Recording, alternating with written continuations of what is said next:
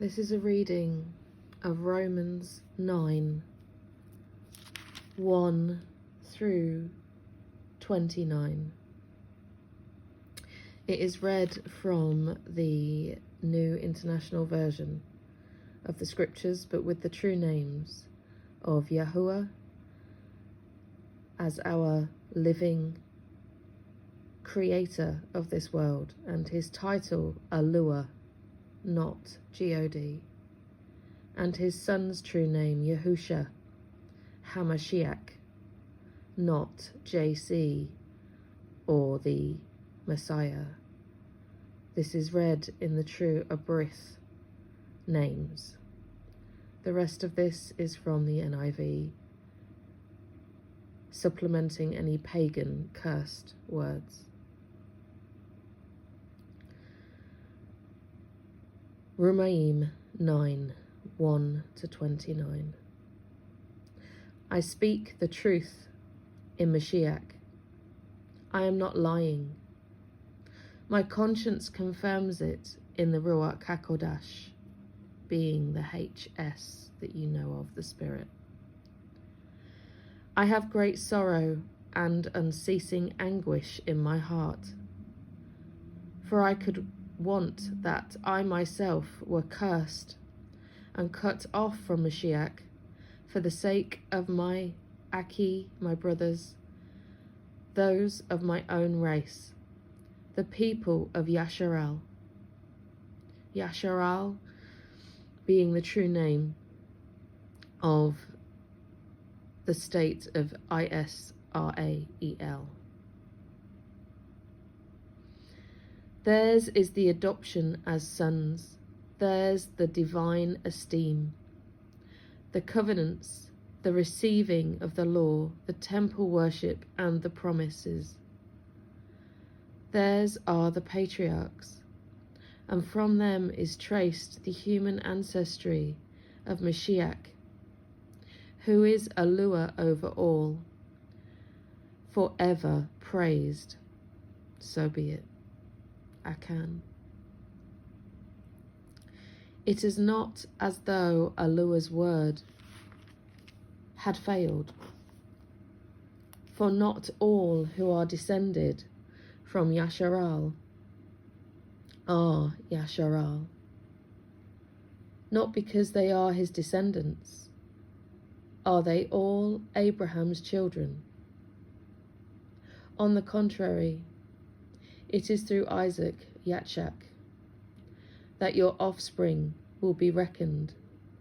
In other words, it is not the natural children who are Alua's children, but it is the children of the promise who are regarded as Abraham's offspring. For this is how the promise was stated: at the appointed times I will return, and Sarah will have a son. Not only that, but Rebekah's children had one and the same Abba, our Abba Yatshak, Isaac. Yet before the twins were born or had done anything, tube, good or bad, in order that Alua's promise and purpose in election might stand, not by works, but by him who calls, she was told the older will serve the younger. Just as it is written, Jacob I loved, but Esau I hated. What then shall we say? Is Alua unjust? Not at all. For he says to Moshe, I will have mercy on whom I have mercy, and I will have compassion on whom I have compassion. It does not, therefore, depend on man's desire or effort, but on Alua's mercy, or kasad. For the scripture says to Pharaoh, I raised you up for this very purpose, that I might display my power in you, and that my name will be proclaimed in all the Arats, the earth. Therefore Alua has mercy, has kasad on whom he wants to have kasad, and he hardens whom he wants to harden. One of you will say to me, then why does Alua still blame us? For who resists his will? But who are you, O man, to talk back to Alua, to question Alua? Shall what is formed say to him who formed it, why did you make me like this? Does not the potter have a right? Does not the potter have the right to make out of the same lump of clay some pottery for noble purposes and some for common use? What if Alua, choosing to show his wrath and make his power known, bore with great patience the objects of his wrath, prepared for destruction?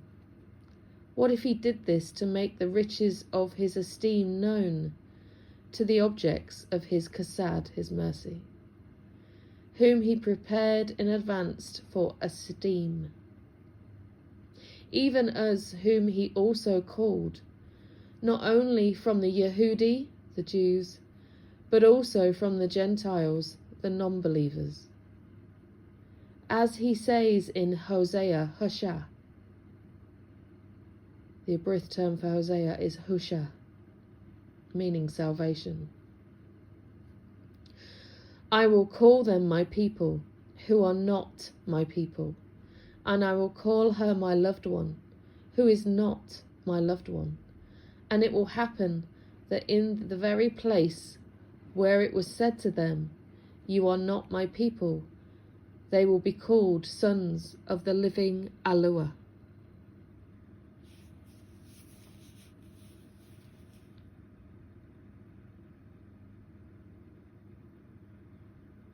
Yeshayahu cries out, Isaiah cries out concerning Yasharal.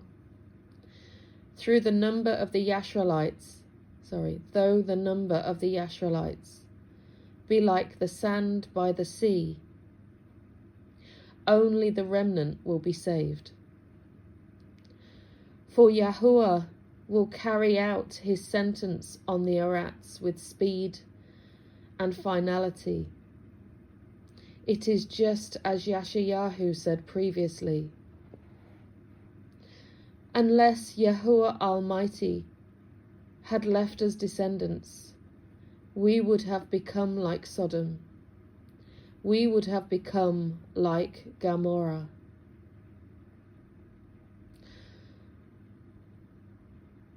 Brothers and sisters, I'm taking time out from the groups and from speaking to you individually for a bit. Abba's asked me to spend time with him, and I will always do as he asks.